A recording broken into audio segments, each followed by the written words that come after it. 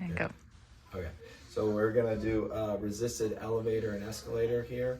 So just getting kind of thinking of some of our, V and X kind of patterns.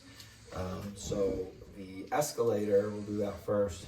This is our X pattern. We're kind of crisscrossing across the body, but in this case, like walking, we're kind of keeping it straight, so it never crosses midline. But I have my band. I've got an anchor here in the lower, kind of on the lower hinge of the door. I've got a knot tied in it so it's not going to pull through, and I'm going to kind of set myself up here again, kind of rocking. I can kind of come up and through and drive through here, and again I'm going to kind of reach, stretch, pull in the core, and just give a little resistance for that to kind of strengthen through some of that stretching that we've done in other situations here. Okay, and then you just flip around and you can kind of do the other side in the same way. It doesn't matter how the band is held, so sometimes it's more comfortable to have it on the along the pinky aspect of your palm here. A little more padding there versus the web space.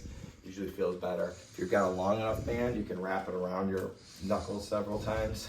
Think about just reaching, or you can even kind of punch through this a little bit here. The second one we're going to do is the elevator, which is useful with like thinking of like a V. I'm going to anchor through my heel or my kind of the pad of my foot here. Okay, the ball, wherever you can keep that steady.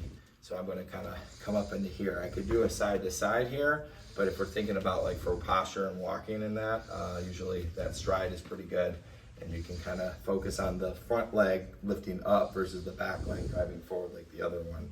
So it's just same thing, just a little different to get that elevation, really stretching tall through the crown with that one. And that's how you do those.